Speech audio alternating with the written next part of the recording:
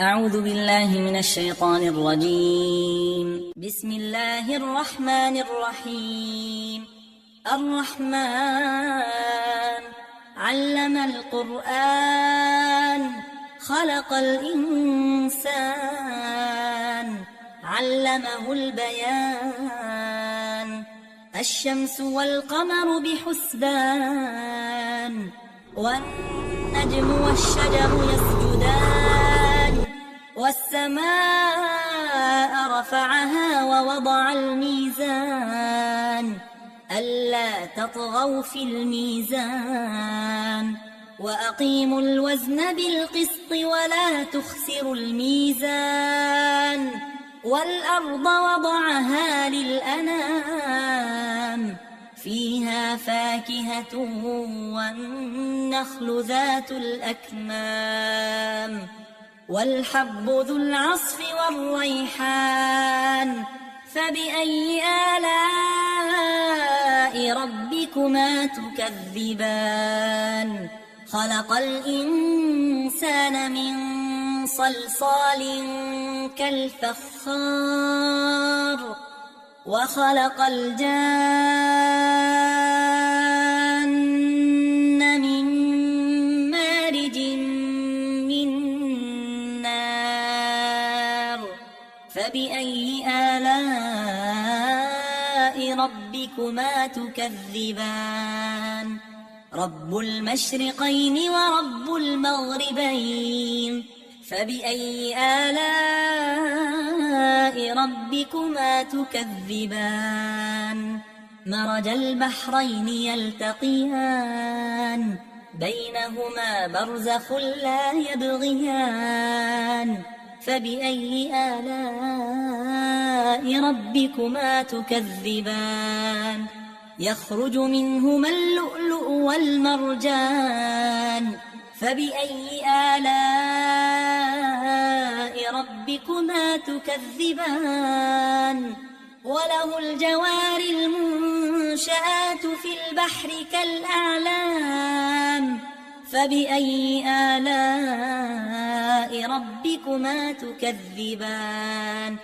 كل من عليها فان ويبقى وجه ربك ذو الجلال والإكرام فبأي آلاء ربكما تكذبان. يسأله من في السماوات والأرض كل يوم هو في شأن فبأي آلاء ربكما تكذبان. سنفرغ لكم أيها الثقلان فبأي آلاء ربكما تكذبان. يا معشر الجن والإنس إن استطعتم أن تنفذوا من أقطار السماوات والأرض فانفذوا لا تنفذون إلا بسلطان فبأي آلاء ربكما تكذبان. يرسل عليكما شواظ من نار ونحاس فلا تنتصران فبأي آلاء ربكما تكذبان. فإذا انشقت السماء فكانت وردة كالدهان فبأي آلاء ربكما تكذبان. فيومئذ لا يسأل عن ذنبه إنس ولا جان فبأي آلاء ربكما تكذبان. يعرف المجرمون بسيماهم فيؤخذ بالنواصي والأقدام فبأي آلاء ربكما تكذبان. هذه جهنم التي يكذب بها المجرمون يطوفون بينها وبين حميم آن فبأي آلاء ربكما تكذبان ولمن خاف مقام ربه جنتان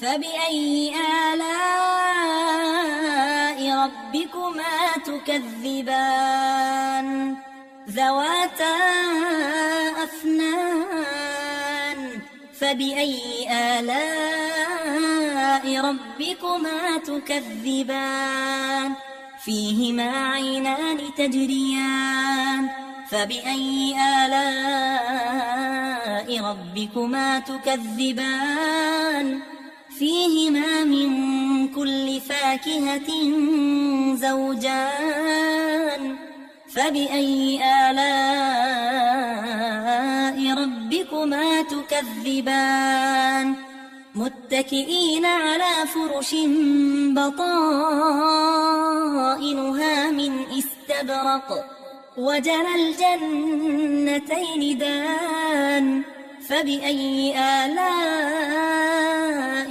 ربكما تكذبان فيهن قاصرات الطرف لم يطمثهن إنس قبلهم ولا جان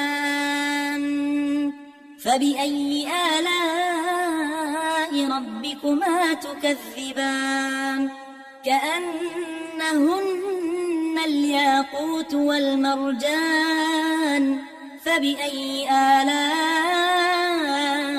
ربكما تكذبان هل جزاء الإحسان إلا الإحسان فبأي آلاء ربكما تكذبان ومن دونهما جنتان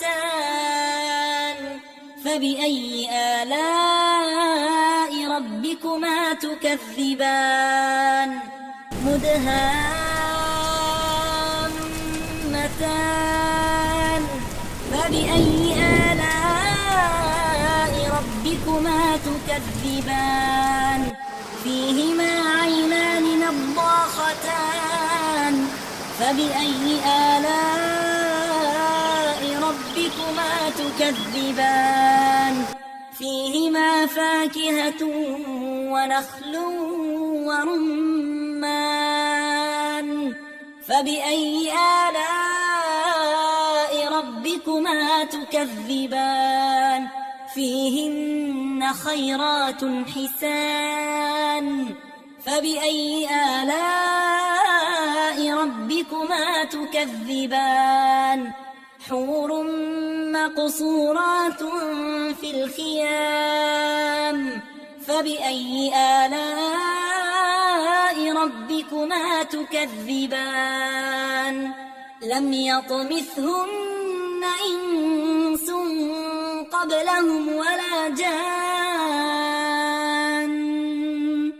فبأي آلاء ربكما تكذبان متكئين على رفرف خضر وعبقري حسان فبأي آلاء ربكما تكذبان تبارك اسم ربك ذي الجلال والإكرام